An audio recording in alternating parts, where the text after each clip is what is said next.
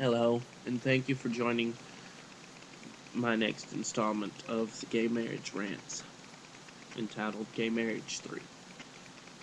I promised you in this version I was going to tell you a story, one which has been told on many occasions, and so I shall. This is a story that's been told time and time again and has had many incarnations. This one is very personal, close to me.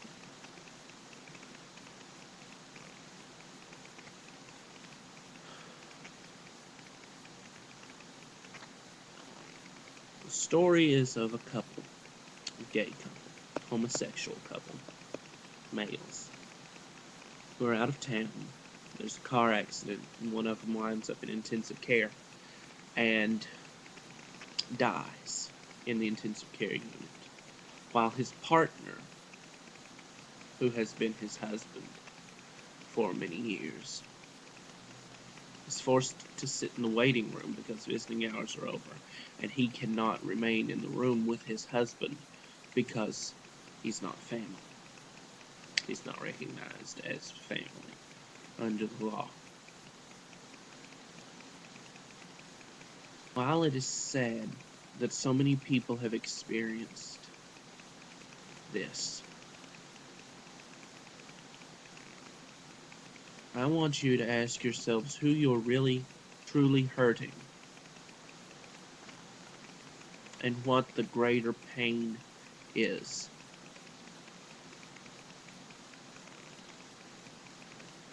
You're arguing that if gay marriage were legalized, it would damage the family unit.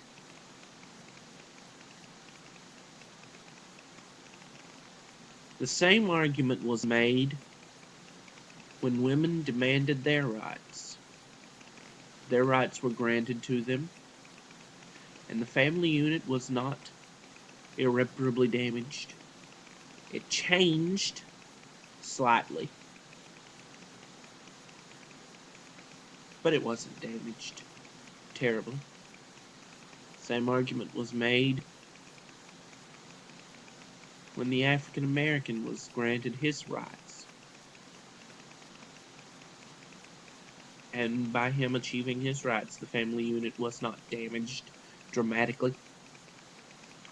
So you look at it, and you see who you're really hurting by denying gay people, homosexual couples, the right to marry. You were denying them from tax breaks, which could potentially save them some amounts of money on their federal and state taxes. You're denying them the right to be recognized under the law as a family. Thus, you are denying them the right to be with their loved ones when their loved ones are sick. You're denying them the rights to be able to make decisions for their loved ones if their loved ones are incapacitated. One of the greatest stories about this is of a couple who were together and were married, or they lived as if they were married, though the law didn't recognize them as being married. And they'd spoken about it time and time again, that if anything were to happen to either one of them, they did not want to be put on life support. They had a do not resuscitate order.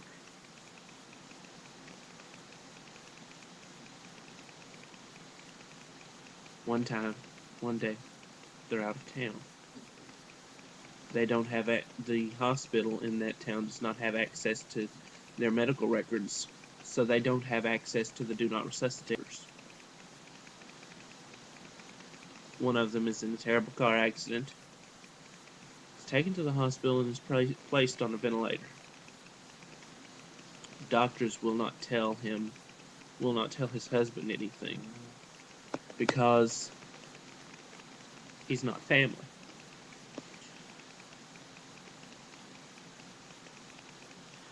They can't contact any of this man's family because he has no family. His husband, the man on the ventilator, his husband is the only family he has. And they're keeping him alive via life support, something that he has expressly forbidden. Whenever his husband finally does get a straight answer out of a nurse, not a doctor, he's informed that his husband is on life support and has been for nearly a week now. He tries to explain that that's not what his husband wants. The doctors inform him that he doesn't have the right to make that call, only a family member does. This man, who is injured beyond repair, lives for a month in a hospital bed on life support in agony until his body finally gives out, and even life support can't sustain it.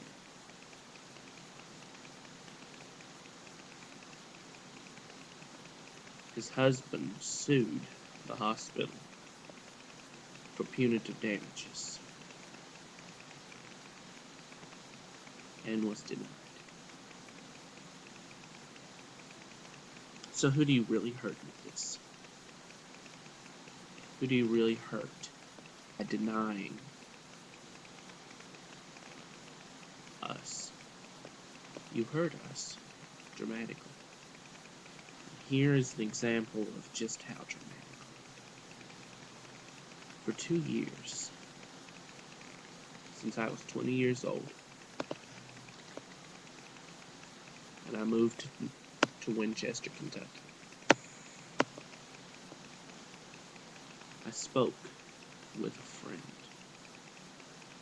who became the love of my life, and I was to be married with him.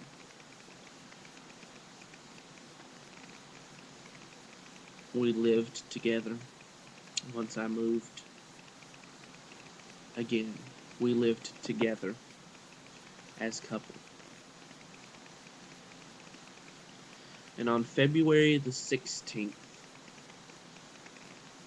2010, he left me to visit family. Once he left me to visit family, he was gone for about a week. And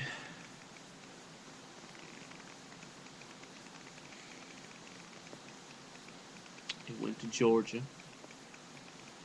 And while he was there, he was attacked. He was bludgeoned and stabbed 7 times.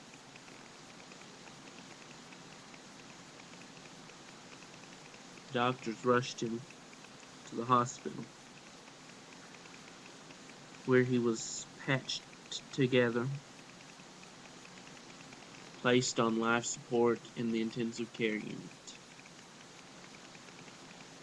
I got to him as soon as I could, but I was not allowed to see him because I wasn't family. The only reason I was informed of his condition was because I was his emergency contact. It was my job to call his family. I was forbidden to see him until his mother got there and insisted I be allowed back. I went back, I saw him, and he was dying, and I knew he was dying and he wouldn't make it. There was nothing I could do. My only wish was that I could be with him in his final hours. He held on and held on.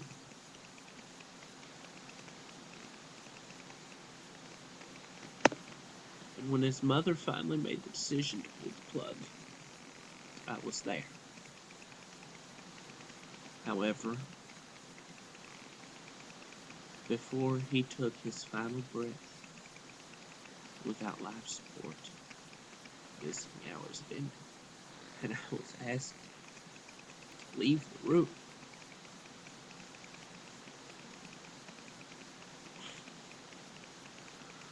I was forced to leave the room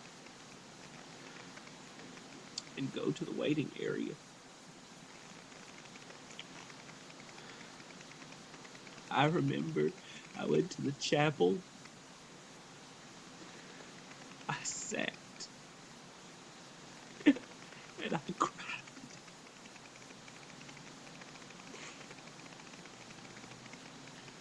And about an hour later, his mother came to me and told me it was over. I couldn't be with him at his last because I wasn't family. I wasn't married to him. I didn't have the right.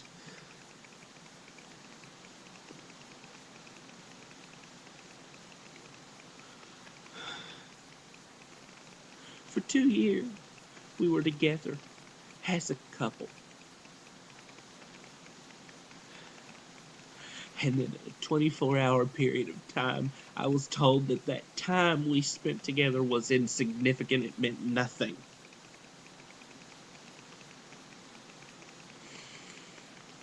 I lost him that night,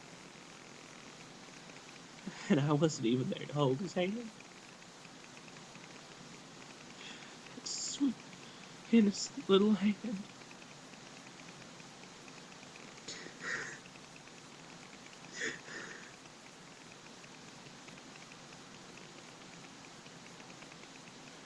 So you see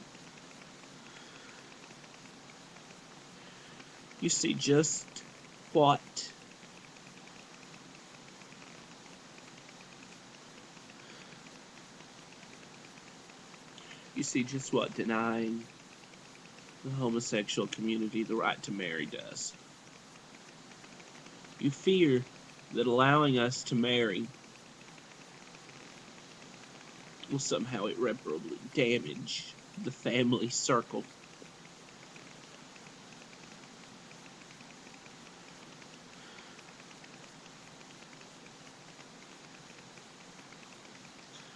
Yet the truth of the matter is, each day that couples are denied the right to marry simply because they are of the same sex, there is another same-sex couple who is sitting at a hospital, one of which is dying and the other can do nothing about it, and the other is not allowed to see his partner simply because he doesn't have the right, because he's not family and he's not married. And you damn and you condemn another couple to go through the same turmoil, the same heartache, and the same pain every day. So I ask you, how many more people's lives are you willing to destroy? How many more hearts are you willing to break simply because you feel you are better than them and you have the right to tell them that they don't matter, that their relationships don't hold the same merits that yours do?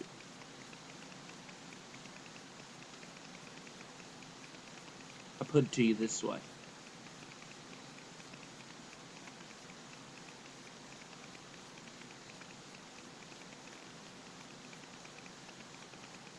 If you keep it up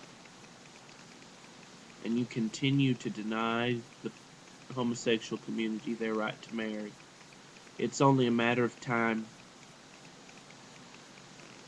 before they stop taking it and someone does something about it. You're on your way to a riot on the scale of the women's liberation movement and the African American rights movement. Think about it. And don't repeat the mistakes of the past.